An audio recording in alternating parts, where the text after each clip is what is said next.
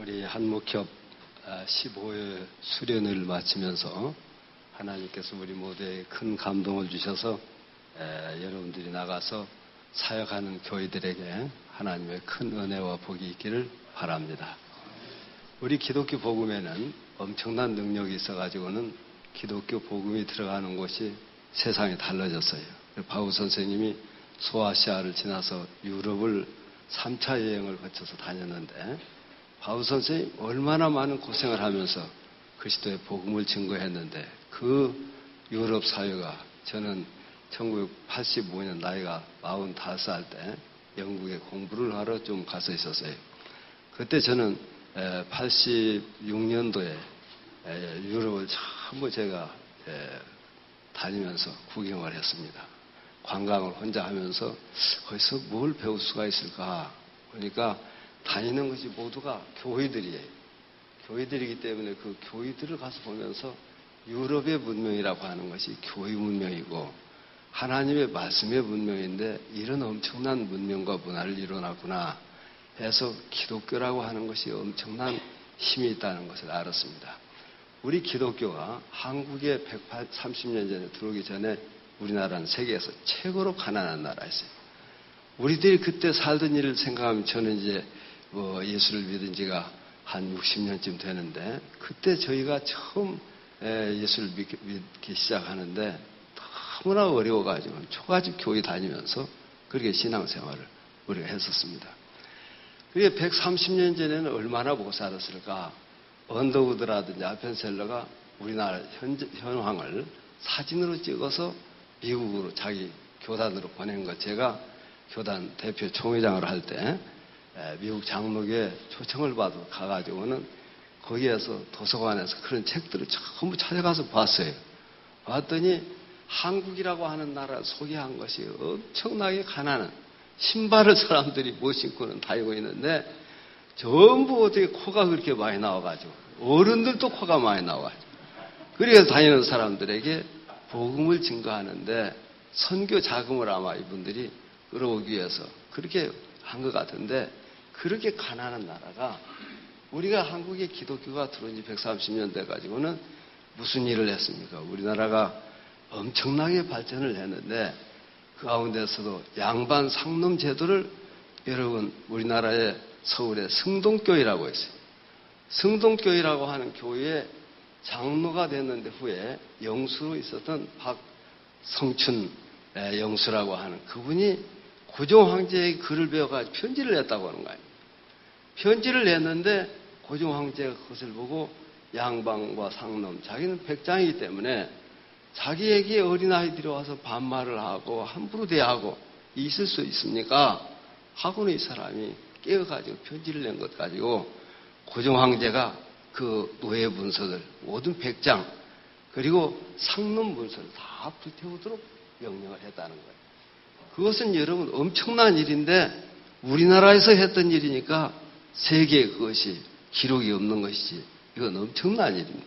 그분의 아들이 우리나라 최초로 외과 전문의였어요.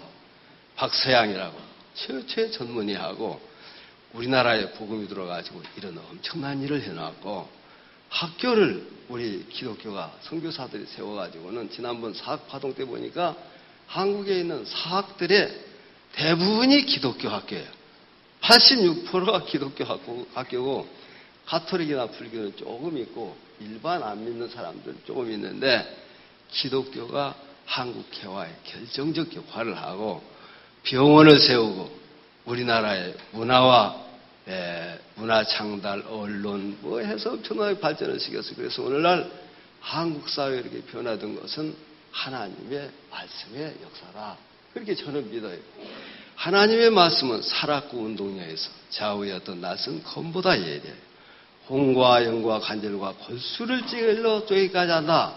엄청난 하나님의 말씀으로 오늘날 우리나라가 이제 경제도 세계 아까 우리 박영신 교수님께서 지향한 것도 있기는 있지만은 그래도 우리나라 경제의 기적은 하나님의 축복입니다. 제가 보기에. 하나님의 축복이고 한국에 이런 엄청난 나라가 된 것은 요사이 여러분 북한에서 우리 불바다 만든다 별 소리를 다 해도 옛날 같으면 우리나라 벌써 아마 무슨 어디 거들났을 겁니다. 그런데 우리나라가 전혀 흔들리지 않아요. 그 모두가 하나님께서 우리에게 축복해 주신 건데 이렇게 예수를 믿고 우리나라가 잘 됐는데 그렇기 때문에 이 복음이라고 하는 것은 우리가 부끄러워할 것이 아니다. 하나님의 복음이라고 하는 것은 엄청난 것인데 우리 한국 교회가 관리를 이 복음을 잘 간수를 못했어요. 그래서 2007년도에 서울대학과 중앙일보가 공동으로 한국인 종교인 조사를 했어요. 조사를 했는데 그걸 제가 보니까 우리나라의 종교인들 가운데 제일 많은 데가 불교예요. 불교가 한 23.5%로 2007년도에 나왔더라고요. 그 다음 기독교가 거기에는 20.6%로 나와 있어요. 그 다음 그 밑에 카톨릭이 10.7%가 나왔는데 그 종교 인구가 그렇게 되는데 한국의 어느 종교가 가장 영향이 있느냐 그걸 조사를 해보니까 여러분 기독교라는 거예요. 개신교라는 거예요. 왜 그러느냐고 하면 우리나라에서 제일 영향력 있는 사람을 32,500명을 뽑을 수 있다. 국회의원, 장차관, 대통령 수석비서관들, 재벌 그룹의 임원급 이상 이 전부 조사를 해보니까 32,500명인데 그 가운데서 종교인별로 프로테이지가 어떻게 되냐고 하면 개신교가 40.5%예요. 엄청납니다, 여러분. 한국 기독교의 인재가 엄청나게 많아요. 그 다음 불교가 여러분 신자 수는 제일 많은데 불교는 17.7%예요. 그 다음 가톨릭이 얼마냐고 하면 20.6%예요. 가톨릭.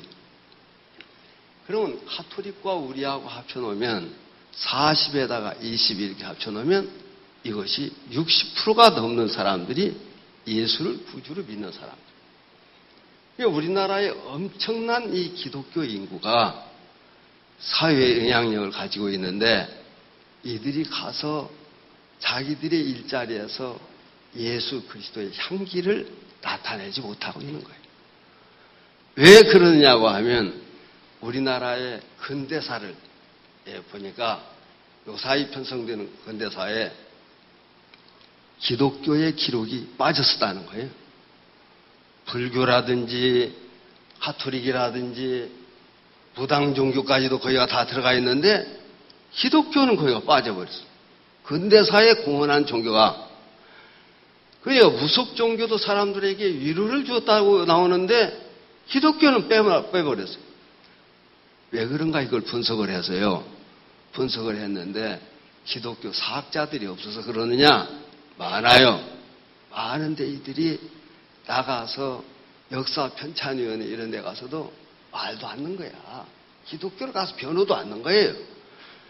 그냥 교회에 와서는 11조도 내고 예배는 잘 드리는데 이들이 삶 속에는 그리스도가 그들에게 나타나지 않아요. 그래서 소금과 빛이 못 되는 거예요. 예수 믿는 냄새가 안 나는 사람들. 40.5%나 되는 그 엄청난 사람들이 교회는 잘 나오는데 전혀 사회에서 예수 그리스도의 향기를 나타내지 않고 있어요. 그렇다고 하면 한국 교회가 지금 잘못 가르친 거예요. 잘못 가르친 거야. 각 교회가 제자 훈련도 열심히 하고 각 교회에서 어제도 그랬잖아요. 교회 제자를 키워낸다. 그런데 그 사람들이 하나님의 백성은 아니다. 그런 얘기 들었잖아요. 정말 하나님의 백성으로 빛과 소금의 사명을 하고 예언자적 사명을 하고 어느 자리에 가서든지 양심을 거기서 나타내고 해야 되는데 그런 것이 없도록 한국교회가 길러놨어요. 그 길러는 왜 그렇게 길러놨느냐? 한국교회가 교회 중심이어서 너무나. 그들이 세상에 나가서 어떻게 사는 것 그걸 가르쳐야 되는데 목사님들이 자기 교회를 부흥시키려고 하다 보니까 거기에 이 교인들에 대한 훈련을 세상에 나가서 어떻게 양심적으로 정의를 어떻게 실현하느냐, 어떻게 평화를 실현하느냐, 어떻게 그 사람들에게 생명을 존귀하게 하느냐, 어떻게 환경을 그들이 아끼도록 만드느냐, 종교 간의 관계는 어떻게 해야 되느냐, 이런 것들을 전부 가르치지 않고 교회 안에서만 하는 것만 다 가르쳐 놓고, 조금 발전했으면 가정에서 하는 거, 직장에서 어떻게 열심히 일하는 거, 이런 정도만 우리가 가르쳐 놓은 것입니다. 그렇게 가르쳐 놓으면서 한국 교회가 오늘날 신자는 그렇게 대단한 사람들을 많이 키워놨는데 한국 사회로부터 제일 비난을 많이 받고 있지 않아요. 비난을 받는 것은 한국 교회를 사람들이 잘못 봐서 그런 것이 아니라 이 모두가 목사님들의 잘못 때문에, 목사님들의 잘못 때문에 한국 교회가 이런 비난을 받는 겁니다. 아까 우리 박영신 교수님께서 강의하니까 우리 서재일 목사님이 기독교 장로회에서 그 어려운 교회 가서 대교회를 만들어 놨어요. 제 양반은 엄청난 사람이에요. 그쪽에서 정말 어려운 그 현실에서 교회를 붕시키는 것뿐만 아니라 그 시골에서 민주화를 위해서 해가지고 제 양반이 거의 상지대학이 주인이 그것을 마음대로 자기가 갖고 있으니까 그걸 뺏어서 시민대학으로 만들어 놓은 사람이 서재일 목사님. 이사장을 처음에 하면서 그걸 만들어 김창규 교수를 거기다가 총장으로 모셔놓고 학교를 완전히 좋은 대학으로 만들어 놓은 사람. 이게 이 대교회라고 해서 이렇게 욕 얻어먹느냐, 이거 하니까 화가 났는데 제가 그랬어요. 대교회라고 해서 욕하는 것이 아니라 그것이 일반적인 다른 교회에 대한 현상이니까 그분 말도 맞다. 그랬더니 안 맞다는 거예요. 그 말은 안 맞다는 거예요. 여러분, 한국 교회가 우리들이 교역자들이 잘못했습니다. 그래서 목사님들이 잘못해서 오늘날 사회로부터 많은 지도자는 배출해 놨는데 그들이 아무 영향력이 없는 자들입니다. 국회의원 아까 얘기했잖아요. 299명 가운데 119명이 장로 집사들이 하나도 예수 믿는 냄새가 안 나요. 제가 CBS 방송 이사장인데 작년에 미디어랩법으로 문제가 되어서 미디어랩법을 통과시켜줘야 CBS가 사는 거예요. 통과시키지 않으면 CBS가 무너질 때예요, 그때. 왜냐하면 미디어법만 통과됐기 때문에 시장 경제, 방송, 광고 시장 경제가 완전히 그냥 공개돼 버렸어요.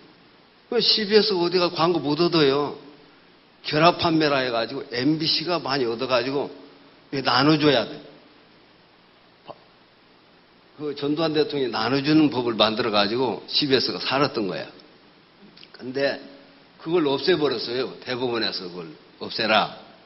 없애니까 이거 없애면 안 된다 해가지고는 그것 때문에 제가 로비를 걸어 다니는데 국회의원들 만나러 다니는데 장로 집사들이 안 들어먹어요. 안 믿는 사람들이 들어먹어. 그래서 이 사람들이 표 들려고 와가지고는 교회에서 헌금도 내고 그래가지고 장로 집사 됐구나. 제가 그렇게 생각해요. 그래서 안 믿는 사람들 설득하고 불교 다니는 사람들 설득하고 해가지고 그것이 잘 돼가지고 CBS가 살게 됐는데 우리 한국에 국회의원들이 이렇게 많습니다. 119명이나 되고 장차관 중에서도 우리 박근혜 대통령이 임명을 해놓고 보니까 기독교인을 안 시키려고 했대. 이명박 때 많이 기독교인들이 해가지고. 그런데 뽑아놓고 보니까 다 장로 집사들이야. 뽑아놓고 보니까. 왜냐고 하면 다른 사람 뽑을 사람이 없다는 거예요. 뽑아놓으면 다 장로 집사들이. 그래서 우리나라가 이렇게 대단한 사람들을 많이 키워놨는데 이들이 정말로 우리 목사님들이 잘못 가르쳤다. 그 잘못 가르쳐서 한국 교회가 거의 해체될 그런 현상입니다. 왜냐고 하면 유명하던 목사들이 큰 교회 목사들이 유명했잖아요. 그분들이 여러 가지 문제가 되니까 한국 교회 전체가 매도되는 거예요. 훌륭한 목사님 많죠. 훌륭한 목사님들 여기도 우리 한목교회 속한 훌륭한 목사님들 여기도 지금 와서 앉아 계세요. 존경받는 목사님들이 앉아 계시는데 그거 다 묻혀버려요. 묻혀버려가지고 오늘 한국교회가 이 모양 됐는데 한국교회가 이러다가 없어지는 거 아닌가 그런 정도로 지금 위기에 왔습니다.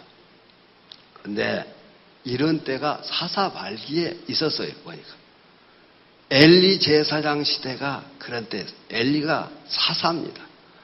나라의 왕이고, 사사는 왕이면서 종교 지도자고, 대제사장이고, 그런 이 엘리 제사장 시대가 완전히 나라의 이 종교인, 유대 종교가 완전히 타락한 때.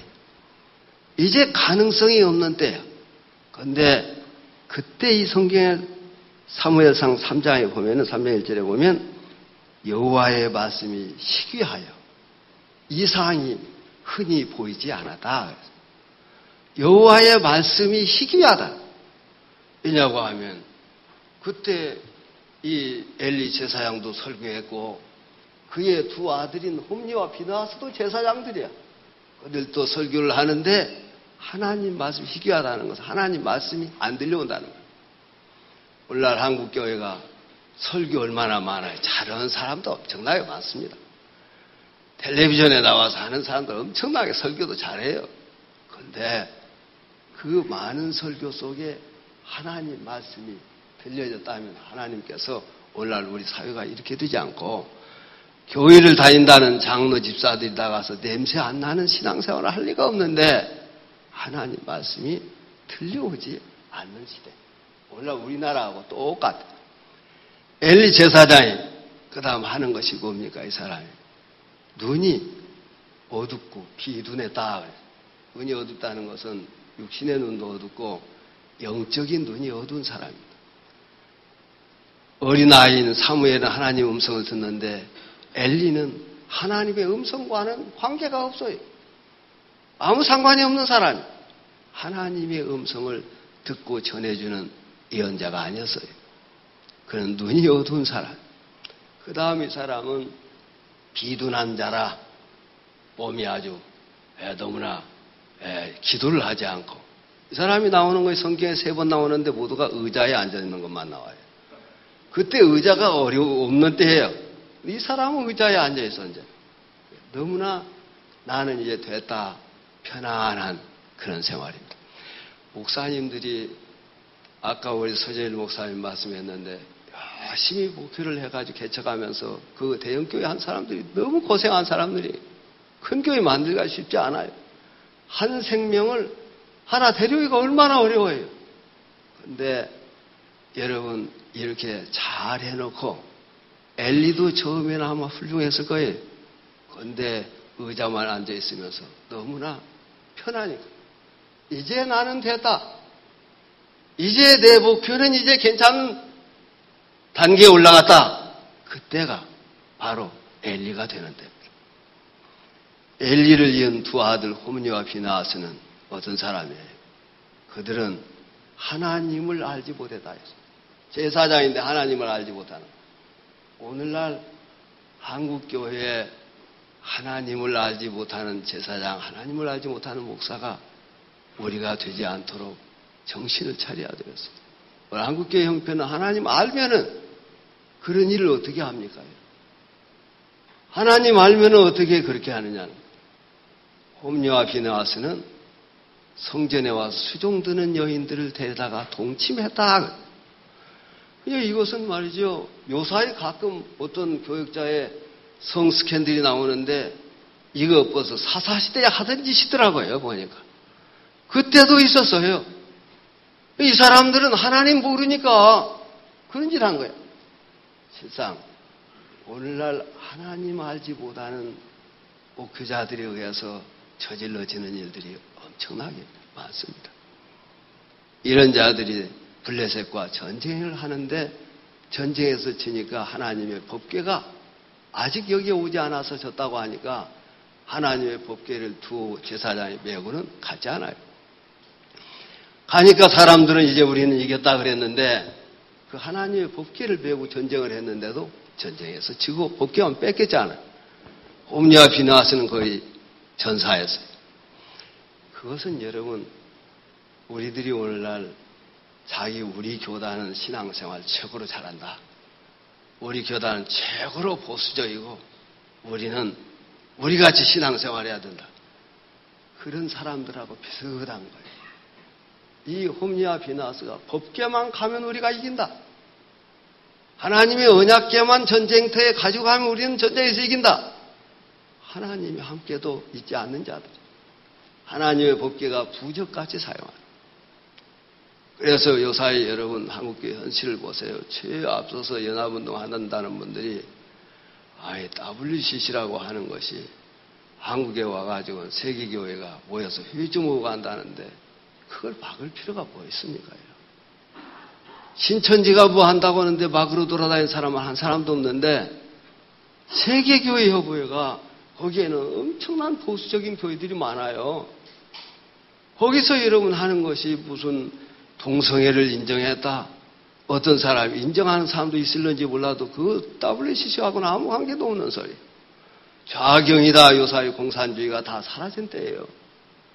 공산주의가 사라졌어요. 그 다음에 거기에 뭐 종교다원주의다. 종교다원주의라고 하는 것은 다른 종교에도 구원이 있다고 이렇게 하는 것인데 다른 종교에 구원이 있다고 하는 것은 WCC하고는 아무 상관도 없는 거예요. 아무 상관도 없어요. 그런데 여러분 그런 것을 가지고는 거기에 어떤 집회에서 누가 그런 말을 혹시 한 사람이 있을는지 몰라. 그러나 그걸 채택해 본 적이 없는 거야. 그것 가지고 와서 여기 와서 그들이 해오고 간다고 하면 그들이 하나님의 말씀대로 잘하고 가기를 기도나 해줄 일이지 그걸 무슨 받고 정부에서 재정 지원하니까 그것 좀 하지 말아라 하고는 계속해서 고발을 하고 소송을 걸고 이게 한국교회의 모습. 그러면서도 그 사람들 속에서 한 것을 보면은 엄청난 범죄가 그 속에 있는데 그러면서 이런 헛된 인수를 하고 있단 말이에요. 한국 교회가 다른 사람이 하는 것을 진보적인 교회에서 보수적인 데가 하는 것이 있으면 도와줘야 돼. 진보적인 사람이 하면 보수적인 데서 도와주고 우리가 모두가 예수 그리스도를 통해서 구원을 받고 예수의 피로 죄 용서받고 성부, 성자, 성령 하나님을 믿는 삼일체 하나님을 믿는 사람들이 그렇게 하면 안 되는데 너무나 안타깝기 짝이 없습니다. 그런 모습이 세상에 비춰지고 계속해서 공작을 해서 정부에서 지원하지 말라, 대통령이 참석하지 말라 계속 지금 하고 있다고 듣고 있습니다.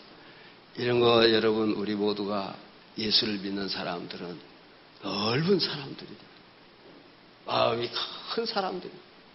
그래서 그 누구도 우리들 속에 와서 행복하고 평안하고 그리고 누구든지 와가지고는 기쁨을 같이 나눌 수 있도록 불교인들이 회원다 해서 막아본 적 있습니까? 뭐가 한다 해서 막은 일이 있습니까? 막은 일이 없잖아요. 그들이 하고 가면 그만인 것이죠. 그리고 그들이 와서 하면서 오히려 한국 개신교회의 발전을 도모할 수가 있어요. 과거에 우리나라의 박정희 대통령 때 우리나라 인권 문제가 아주 복잡했습니다. 그때 WCC에 독일의 대통령이 후회됐는데 그 사람이 누구죠? 김원배 목사님 누구죠? 바이제카. 바이제카가 WCC 대표로 한국에 한국 인권 문제를 대통령 만나서 해결하려고 온 거야. 그게 박정희 대통령이 안 만나줬어요. 안 만나주니까 한국교회에서 이분이 독일의 대통령 후보다 만나줘라 하니까 대통령이 깜짝 놀라고 만났어요. 만나서 바이제카가 얘기를 했어요. 사람들 이렇게 감옥에 집어넣고 그리고 보안법을 걸어가지고 이렇게 죽이고 이러면 안 됩니다. 대통령이 그때 많은 것을 깨닫고 그리고 독일과 관계를 그때 열게 되는 계기를 만들었어요. WCC 대표들이 그런 사람이 수두룩해. 거기 오는 사람들. 한 2만 명 오는데 수두룩한데 한국교회의 이 나쁜 모습을 보여주고 있는 거예요. 우리 모두가 우리 한목협은 저는 넓은 아량을 가지고 그랬다 해서 뭐 종교다원주의를 우리가 쫓고 그러면 안 된다고 저도 생각해요. 기독교라고 하는 것은 배타성과 개방성을 가지고 있는 거예요. 배타성이라고 하는 것은 예수 그리스도를 통해서만 구원을 받는 진리는 우리가 양보할 수 없어요.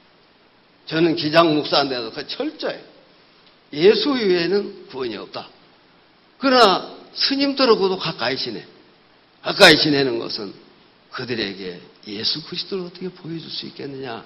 그래서 가까이 지내는 것이지 그들하고 이 종교를 거기다 혼합시킨다든지 그런 것이 있을 수가 없는 것이죠. 그런가 하면 기독교는 개방적이야. 그래서 그 누구도 와서 기독교인들 속에 들어와서 야, 하나님 살아계시구나, 이걸 보여줄 수 있는 포용력을 가져야 되는 것이죠. 한국 교회가 지금 여러분 여기 유대 사사 말기 시대하고 똑같은데 하나님께서 준비한 사람 사무엘이 있었어요. 사무엘이라는 사람이 하나님께서 일찍이 준비해놨지 않아요. 한날 통해서 낳게 하고 어머니가 기도 많이 해서 그가 하나님의 법궤 앞에서 언제나 기도하는 사람이고, 이 사무엘이라는 사람은 오늘날 한국교회 목회자들이 어떻게 해야 되는 것을 보여주고 있어요. 여기서 사무엘은 하고 있는 걸 보세요. 하나님의 법궤 앞에 언제나 있었어요. 말씀 앞에 우리가 있어야 돼요. 그는 기도하는 사람이었어요. 어머니의 기도를 그는 젖대기 전에 언제나 보고 살았어요. 기도하는 사람. 뿐만 아니라 사무엘은 도덕적으로 거의 흠잡을 데가 없었어요. 어디 흠잡을 데가 없느냐?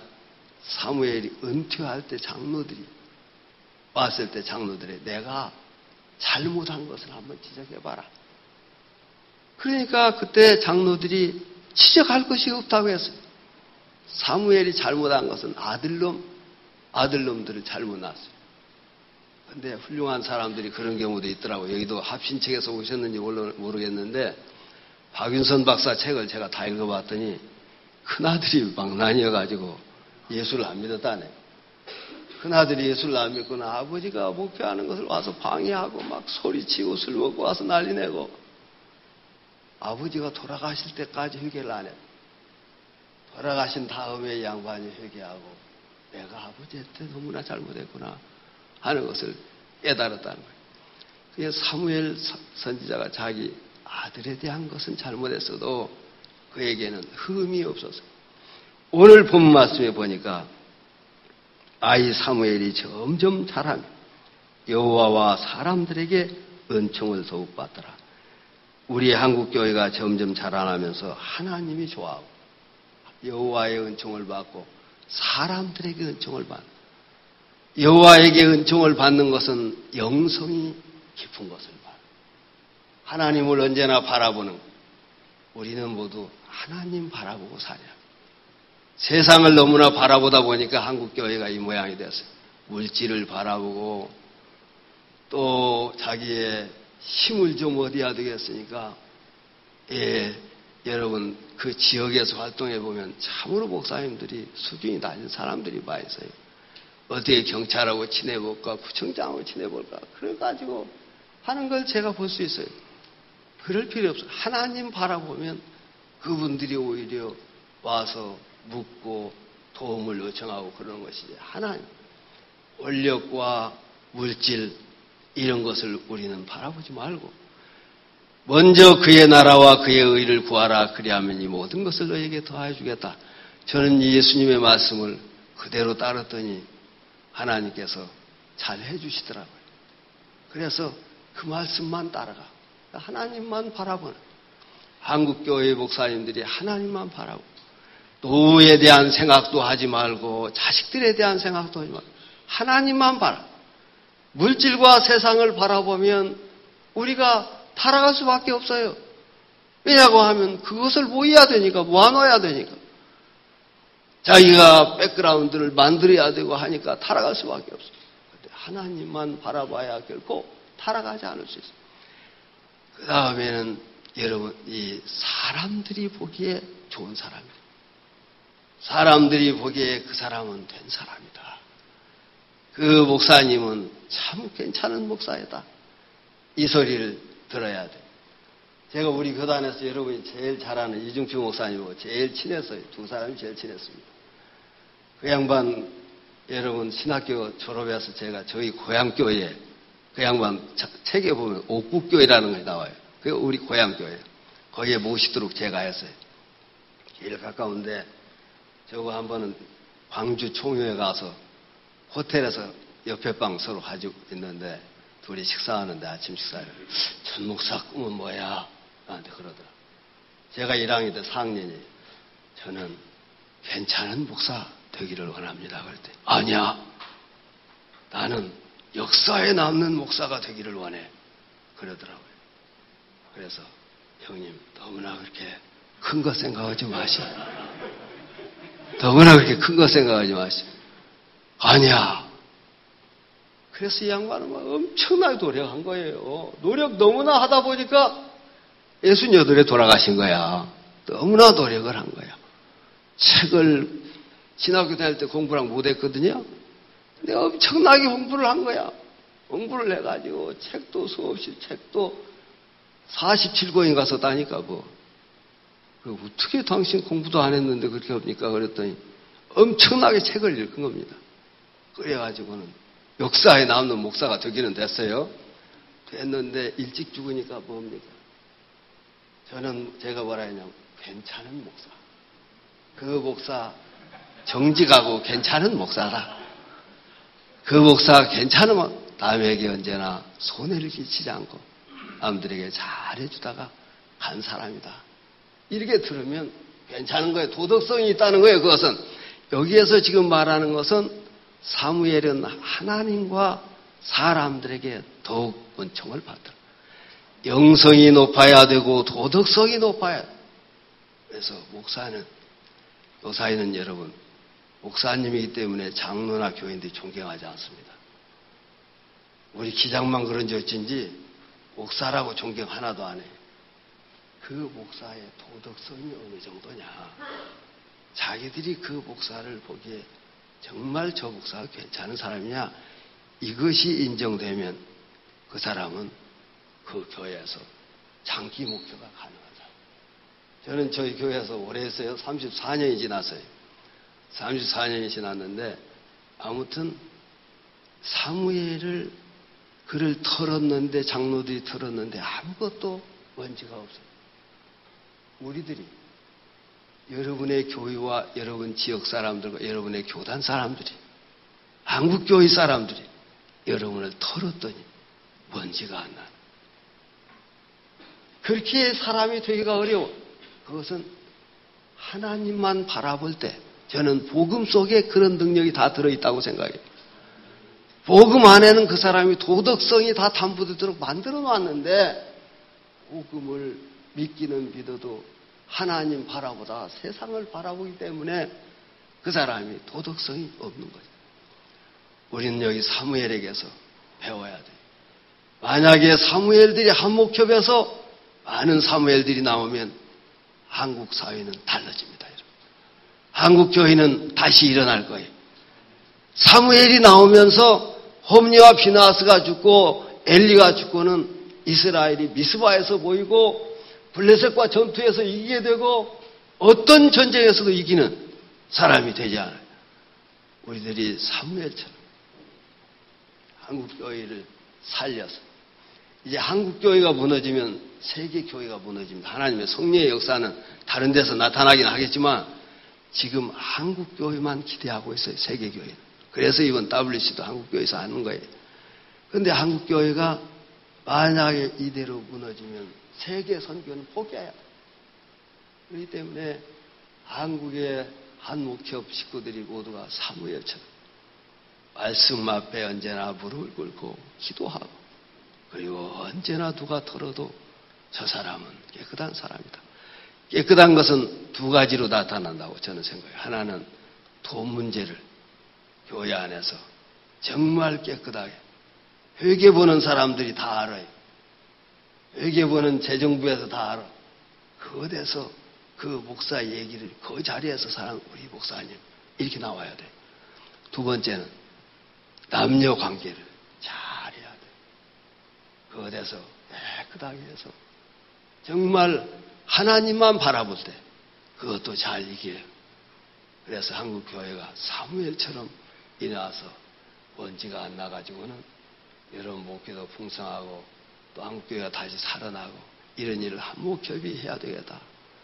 우리 새롭게 회장이 되신 김경원 목사님 좋은 목사님인데 앞으로 더욱 좋은 우리 한목협이 돼서 한국교회를 선도하는, 정말 사무엘 시대를 열어가는 그런 한목협이 되기를 예수의 이름으로 부탁합니다.